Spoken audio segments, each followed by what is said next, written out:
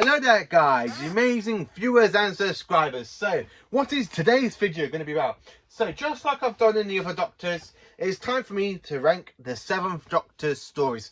Now I just love McCoy's run as the 7th Doctor. He's my second favourite Doctor in the long run. I absolutely love the question mark jumper, the question mark umbrella. Now, before I get into this, I'm going to talk about a bit of the 7th Doctor's personality. So after regenerating from the 6th Doctor, the 7th Doctor became more cunning, like a bit clownish, a bit like Troughton. And then when you get into seasons 20, 25 and 26, the 7th Doctor's persona changed into a more darker, mysterious, really, really good Doctor. I just really love McCoy. Now after the travelling with Mel, who was basically there when he regenerated after the TARDIS got hijacked by the Irani, and as well having Ace, and he has had a load of Big Finish stuff, by the way, they all have, but I'm going by the TV stuff because I haven't actually heard all of the Big Finish stuff, to be honest with you. I still need to do that. So like I've done with the other Doctors, this one has got 4 categories, well, 5 categories: bad, okay, good, great and masterpiece. Now this one is actually a surprise because there aren't no bad McCoy stories. I just love all of McCoy's run, from the time in Irani, Paradise Towers, down to and the Bowman, Dragonfire, Remembrance of the Daleks, the Happiness Patrol, Silver Nemesis, The Greatest Show in the Galaxy, Battlefield, Ghostlight and the Curse of Ferric, and Survival. Boom! This is a perfect time for a Doctor, because this Doctor has got no bad episodes whatsoever. They all are in okay, good, great and masterpiece. So let's get into this. So now we're going to the ones that are mainly okay or a bit like, you know, sort of it's Time and Irani. Now this one I do like, not as much. I know some people hate this story, so I want you to understand why I like Time and Irani. I love the whole Tetrops. I love the Irani. The 7th Doctor is really, really good after regenerating from the 6th Doctor. I just love the way you have McCoy running around in Colin Baker's outfit, and then when you have that scene with him in the TARDIS, and it comes up in the 5th Doctor's clothes, the 4th Doctor's, the 3rd and the 2nd Doctor's. I just really, really do love McCoy's Doctor in this, and the way he's like trying to figure out himself out because of the Rani doing something like putting a bit of amnesia into his system. I actually do love that, and the way he finds out what she's doing with the big giant brain and stuff, and the way he literally interferes with Albert Einstein saying you should have met my uncle. I just love how McCoy does that. It's just an absolutely... It's not a bad story, to be honest with you. It's an okay sort of one. I do like Tony Rani.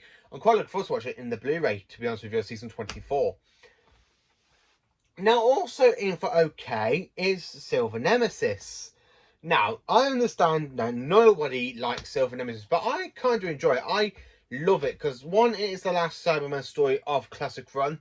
I like how they do like try and do the same plot as Remembrance, but totally differently, and it's well done and absolutely lovely. I just absolutely love it. It's, although you got the Silver Nemesis, who is the Gallifreyan artifact, I do like that as well.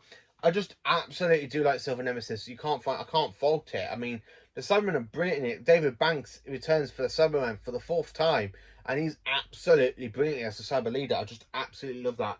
So into the good category, I've put Doubter and the Bowman for good, because this one, although it's not the typical like doctrine, like sort of invasion type, you have the Bowman basically chasing after the Shamanite Queen. And she has like this little eggy sort of creature. When it breaks open, you have this green alien, and then you have Mel going like that, and then you just see the baby face going. I just absolutely love Doubter and the Bowman. I can't find a fault with it. I just love it when the 7th Doctor stands up to Gavrok, and then he literally walks away from Gavrok, and he goes, "Actually, I think I've gone a little too far."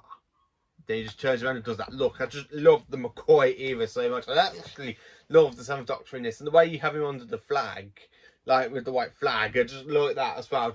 Sylvester McCoy is absolutely brilliant as the 7th Doctor. Then, of course, in also for good, I have put Battlefield. Now, this one I don't really mind because It brings back Nicholas Courtney as the Brigadier Alistair Gordon Lethbridge Stewart.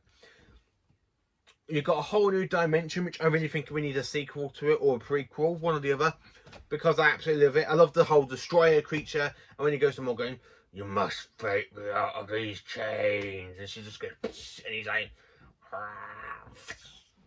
and then the Brigadier just shoots a silver bullet into him. I just absolutely love the Brigadier. Get off my world! I just love that.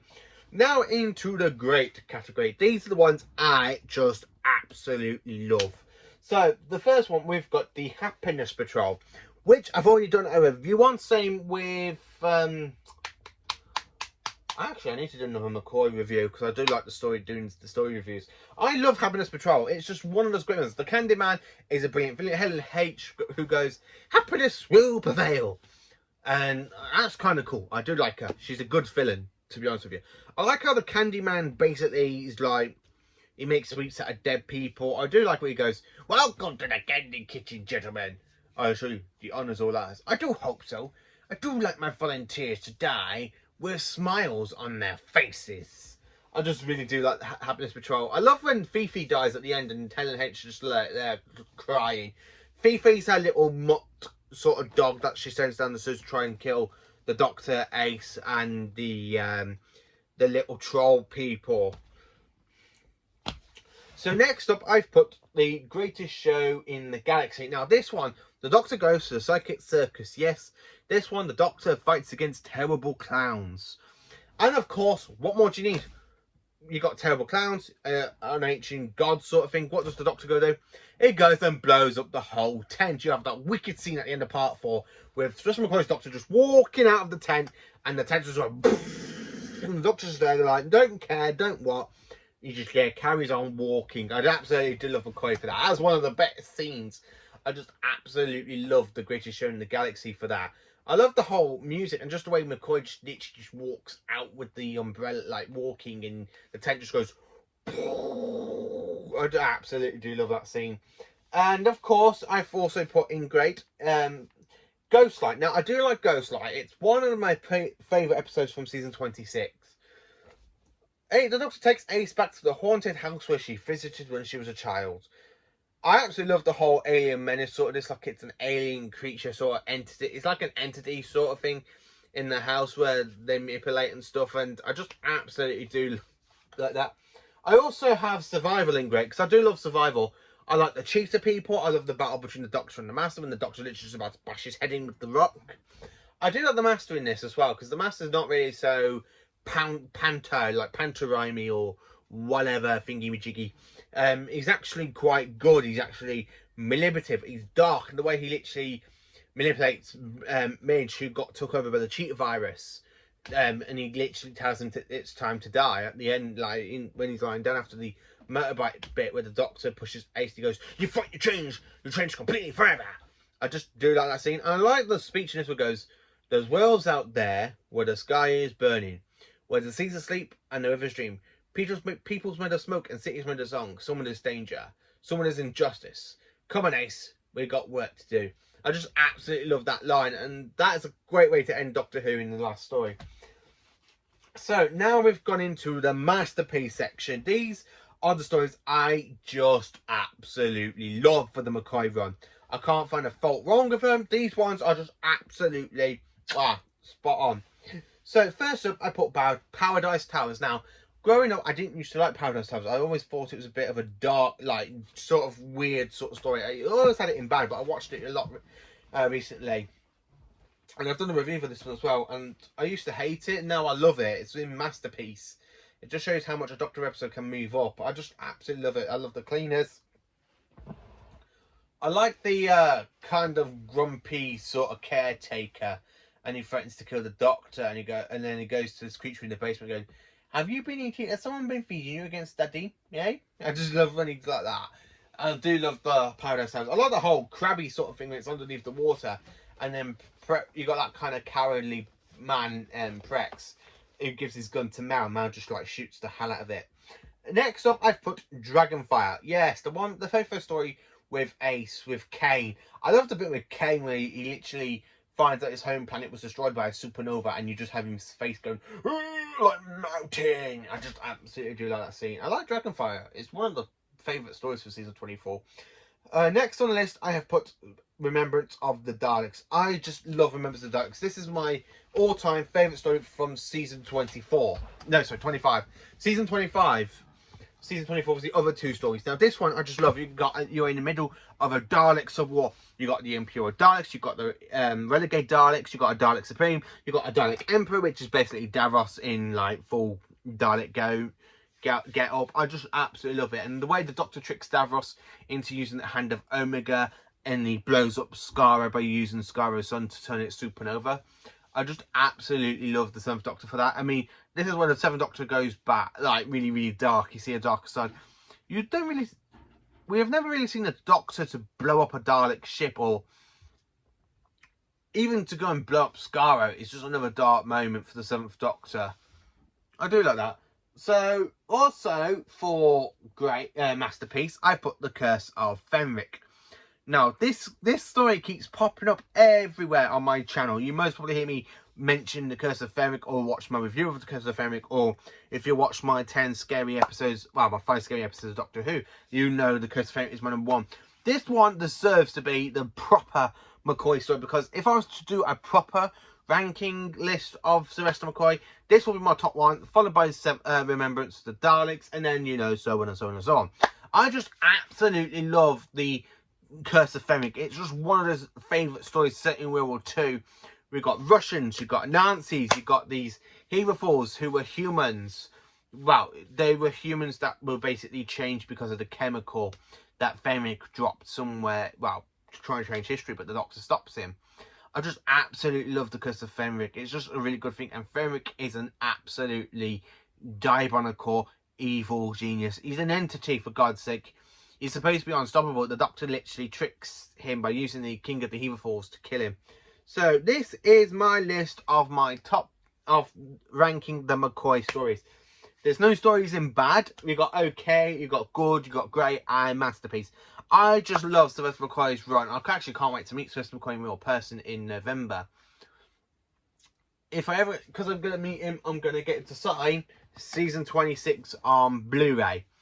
I just absolutely love McCoy's Doctor. This one, I can actually sit down, listen to his theme all the time, because I love his theme tune. I love the whole theme tune, the theme.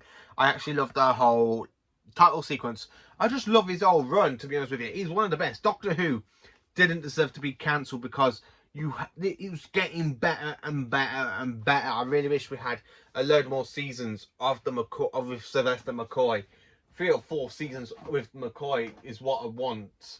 I just absolutely do like McCoy's Doctor. He is one of the best Doctors in my eyes. He's my second favourite Doctor, which means he's second best. No one can beat the great Tom Baker. He's second for me, because I absolutely do love his Doctor. I mean, for one thing, ranking the 4th Doctor stories, Tom Baker's got quite a lot in bad, and then McCoy's the only one with... Now, ranking these episodes, McCoy's the only one with no episodes in bad. I mean, you wait until you see the Tennant era. Yeah, Tennant's era's a lot bigger than others. I mean, well, mind you, he's got a lot of stuff in Masterpiece, so I do like Tennant's run a lot more than I thought. But for me, I do actually like McCoy. McCoy is one Doctor. He's the only Doctor in my ranking with no bad episodes whatsoever. He's just absolutely brilliantly. So let me know in the comments what you think of Sylvester McCoy's run as the 7th Doctor. What do you think of season 24, 25 and 26? Let me know in the comments. Thank you for watching. Please do like, subscribe and share. And just a little bit, little fact. There is going to be no video of me ranking the 8th Doctor, because he has only got 2 TV appearances and they're both really, really good. I haven't listened to all of his Big Finish runs, so that one will most probably be round about next sort of thing, like sort of topic. So thank you for watching, and have a great day and a great weekend, and enjoy the nice hot summer weather we are having right now, because it won't last for long.